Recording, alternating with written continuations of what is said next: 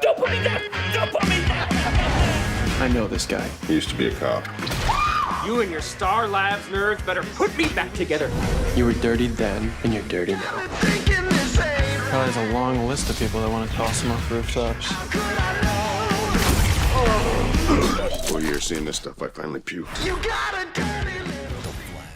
Hey everybody, we got a whole bunch of Flash to break down. There's a little bit more from next week's episode, episode 4, but we got our first look at Katee Sackhoff. If you remember, I did a video about her right before the season started. They announced that she was going to be playing the blacksmith character Amunet Black from the comics, and I talked about her a little bit during my episode 1 video because there was a scene with her at the end with Killer Frost who said, "I'm not going back," talking to that dirtbag who was also in the bar with her. So I'll explain that in a second. There's a new round of the Flash Ring giveaway. All you have to do to enter is be a subscriber and leave a comment on this video.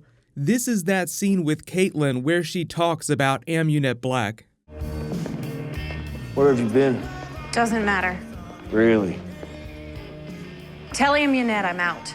You want to quit, Snow? Doesn't work that way. You do what Amunet says for as long as she tells you.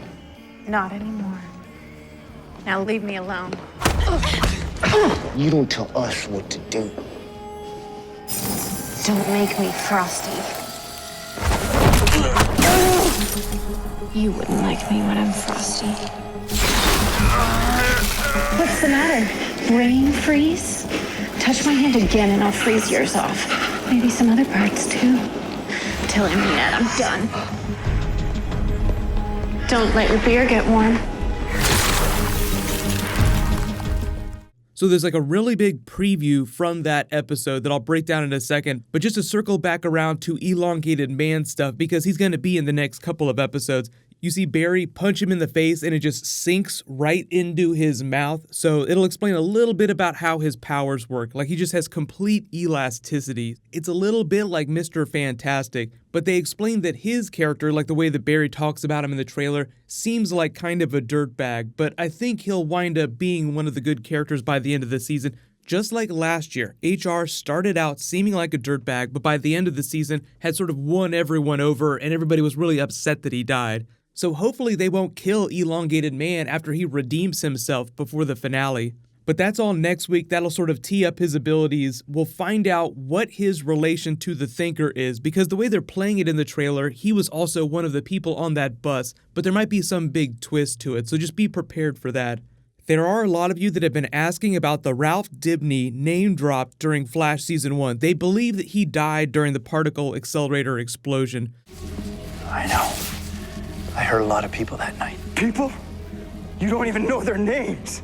Jake Davenport, Daria Kim, Ralph Dibny, Al Rothstein, Grant Emerson, Will Everett, Bea DaCosta, Ronnie Raymond. So either it's a retcon or they'll have a different way of explaining it, but just remember that there were some metahumans from back in Season 1 that got powers when the particle accelerator exploded that we didn't learn about till much, much later. So it'll be fun to see what they do with the character. But the really cool stuff is episode 5. So the week after that, they're doing the mini Arrow crossover before the big 4-night crossover, and it's just called Girls' Night Out. They're doing Barry's bachelor party and Iris's bachelorette party. So obviously they're building up towards that big wedding. But they're introducing Amunet Black, Katee Sackhoff's character, and either we're going to get flashbacks to what happened to Killer Frost after the finale when she was working for Amunet Black, or she's going to turn into Killer Frost during the episode. Because in these promo pictures, she's wearing a new Killer Frost outfit that looks like the outfit that she's wearing during the 4-night crossover. So it's like this blue jacket. It looks fantastic. I love her costume. But it sounds like after the finale, she wound up continuing to be Killer Frost because she didn't take the serum. So a while ago, I did that comic book video about the Thinker arc that Geoff Johns wrote from the Wally West era. The blacksmith was a big character during that. She ran this big metahuman black market operation called The Network. So it sounds like that's also what she's doing on the TV show. She's just like a big boss, like Richard Dragon on Arrow is one of the big bosses of the season. It sounds like that's the same thing with Katee Sackhoff on The Flash. So the episode description reads, having received an ominous threat from her old boss, Amunet Black, Caitlin fears that her past time as Killer Frost may be back to haunt her. The producers also explain she runs an underground metahuman fight club that I guess the girls go to watch and Barry winds up fighting in. So that's sort of how they cross over the storylines, because at some point you do have to have The Flash versus Blacksmith in the episode. So I don't know how many more episodes this season Katie Sackhoff is coming back for, but it's probably this one during the first half of the season. She might come back in the back half of the season if she gets locked up in Iron Heights prison. Like they have that big prison break, because remember, you have the 12 metahumans that the Thinker's trying to collect. But in the comics, Blacksmith never really worked with the Thinker, so they were just sort of two different big bosses. Blacksmith was sort of the leader of the rogues in Central City, while the Thinker had taken over Keystone City, so they were like two separate entities. We'll see if they cross them over in the back half, though.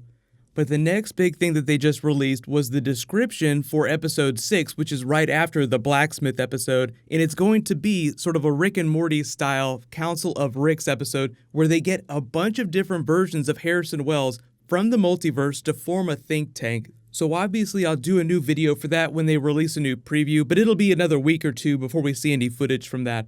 If you haven't watched Rick and Morty, I would recommend that you check it out. Most of it's on Hulu. They haven't put season 3 on there yet, but the Council of Ricks episode is season 3, episode 7. Our lawyer is a Morty! It's not fair. You have no rights and he's not a lawyer. We just keep him here because he's fun. Look at him go. Yeah!